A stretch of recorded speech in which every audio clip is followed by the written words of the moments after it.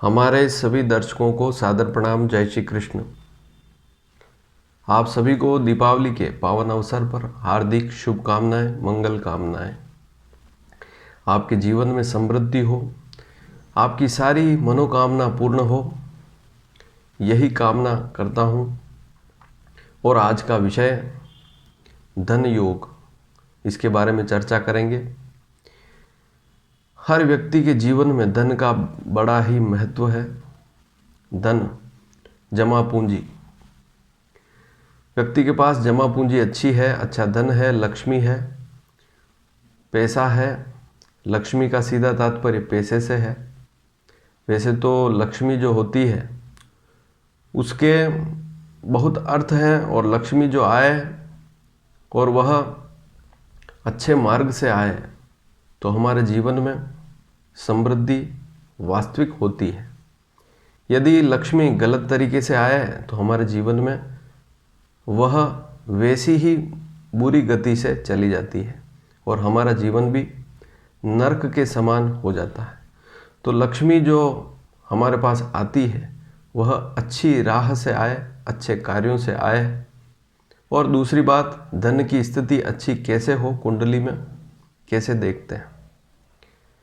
इस योग को समझने के लिए सबसे पहले आप यहाँ पर इस कुंडली, इस चार्ट को देखें। यहाँ पर सभी राशियाँ लिखी हुई है, उनके स्वामी लिखे हुए हैं। हमारी जो कुंडली होती है उसमें सभी भावों में अंक लिखे हुए होते हैं, वहाँ पर राशियों के नाम नहीं लिखे हुए होते हैं। आपको अपनी जन्म कुंडली, लग्न कुंडली ही खोलकर देखनी है, चाहे स्त्री हो चाहे पुरुष हो। सबसे पहले लग्न को देखें, प्रथम भाव को देखें, इसके बाद दूसरे भाव धन भाव को देखें, और तीसरी स्थिति कुंडली में गुरु को देखें। मैंने इस कुंडली में स्टार भी लगा रखे हैं, आप ध्यान से देखेंगे तो आपको स्टार भी दिखेंगे, तारे। तो इन भावों पर ही नज़र डालनी होगी। कहने का तात्पर्य लग्न, चतुर्थ, सप्तम, दशम, एकादश, नवम, पंचम और द्वितीय भाव, इन भावों पर ही नज़र डालें। यदि कुंडली में लग्न का स्वामी बलवान है, लग्न अर्थात आप स्वयं, आपका शरीर, यदि शरीर बलवान होगा तभी तो आपको धन मिलेगा। बहुत सी ऐसी स्थितियां होती है कि शरीर, कहने का तात्पर्य मानसिक तौर से ही व्यक्ति यदि फिट नहीं है, शारीरिक तौर से ही फिट नहीं है, तो बहुत सी समस्याएं वैसे ही खड़ी हो जाती है।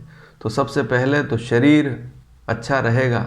सबसे बड़ा धन तो शरीर है, शरीर से बड़ा धन कुछ भी नहीं है। तो काया अर्थात शरीर, लग्न बलवान है तो सारी स्थितियां अच्छी रहेगी। दूसरा भाव धन भाव, धन भाव से हम जमा पूंजी की स्थिति देखते हैं, कुटुंब की स्थिति भी देखते हैं। और तीसरी स्थिति गुरु की। गुरु ही धन का कारक है, आय का कारक भी गुरु ही है, भाग्य का कारक भी गुरु ही है, बुद्धि विवेक का कारक भी गुरु ही है। तो गुरु तो कुंडली में महत्वपूर्ण योगदान रखता ही है। किसी भी कुंडली में, किसी भी व्यक्ति की कुंडली में यदि गुरु कमजोर स्थिति में है, पाप ग्रहों के साथ बैठा हुआ है, तो धन की स्थिति वैसे ही खराब हो जाती है। यदि छठे, आठवें, 12वें भाव में गुरु बैठा हुआ है और वहाँ पर अच्छी स्थिति में नहीं है तो और भी ज़्यादा स्थिति खराब हो जाती है।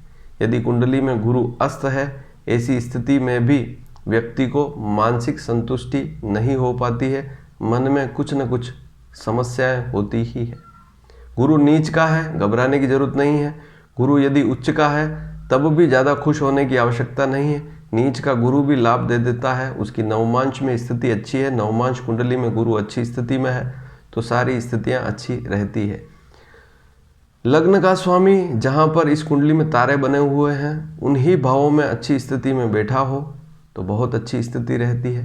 द्वितीय भाव धन भाव का स्वामी जहां पर स्टार बने हुए हैं इस कुंडली में, वहीं पर हो और अच्छी स्थिति में हो, पाप ग्रहों के साथ ना हो, अस्त ना हो, तो स्थिति बहुत अच्छी रहती है। तो लग्न, द्वितीय भाव और गुरु, तीनों की स्थितियां इन्हीं भावों में हो और अच्छी स्थिति हो तो व्यक्ति के पास धन अच्छा रहेगा। यह बात आप आसानी से समझ सकते हैं इस कुंडली से। आपकी कुंडली आप खोलकर देखें, लग्न में क्या अंक लिखा हुआ है, मान लीजिए आपकी सिंह लग्न की कुंडली है, 5 नंबर की कुंडली है, 5 नंबर लिखा हुआ है लग्न कुंडली में प्रथम भाव में, तो यहाँ पर ऊपर आप चार्ट से पता लगा पाएंगे कि 5 नंबर जो है वह तो सिंह राशि है, उसका स्वामी सूर्य है। तो लग्न का स्वामी कौन हुआ? सूर्य। मान लीजिए द्वितीय भाव में कोई अंक लिखा हुआ है तो उसके स्वामी को भी इसी चार्ट से आप समझ सकते हैं। और गुरु तो मैंने आपको बता ही दिया कि गुरु की स्थिति भी आपको देखनी होगी। तो लग्न, द्वितीय भाव, इनके स्वामी अच्छी स्थिति में हो और गुरु भी अच्छी स्थिति में हो, तभी व्यक्ति के पास अच्छा पैसा होगा, लक्ष्मी होगी, धन होगा और विवेक बुद्धि भी होगी, ज्ञान भी होगा, सारी स्थितियां अच्छी होगी।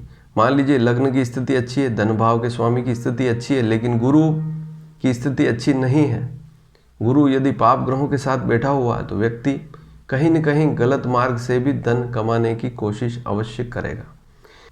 एक बात आप और समझें कि आय भाव जो है आपकी कुंडली में 11वां भाव, इस भाव में यदि पाप ग्रहों का जमावड़ा है, विशेषकर राहु है, तो व्यक्ति उल्टे सीधे काम करके धन कमाएगा।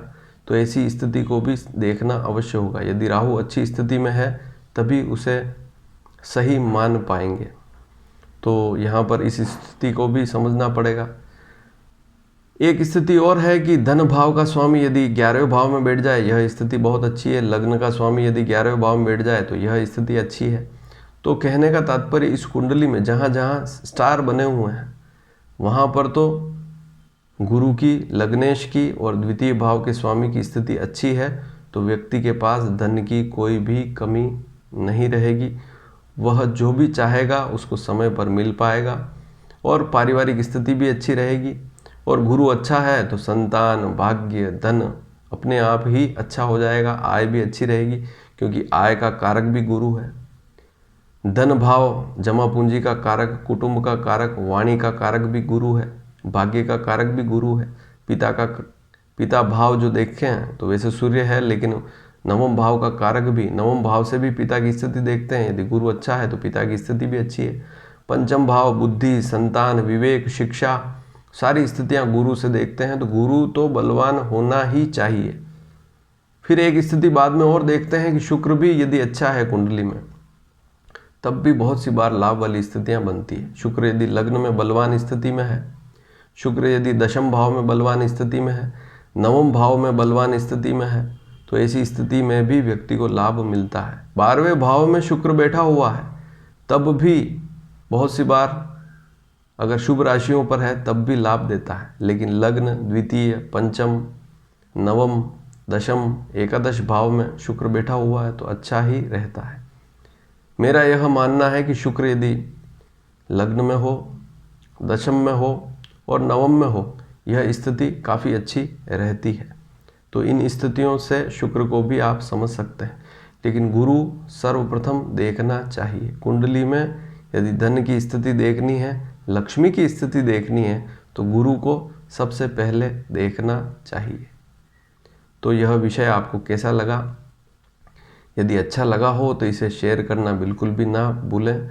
और आप पहली बार इस वीडियो को देख रहे हैं तो हमारे इस चैनल को सब्सक्राइब अवश्य करें, ताकि आने वाले समय में आपको और भी महत्वपूर्ण जानकारियाँ समय पर मिल पाएगी।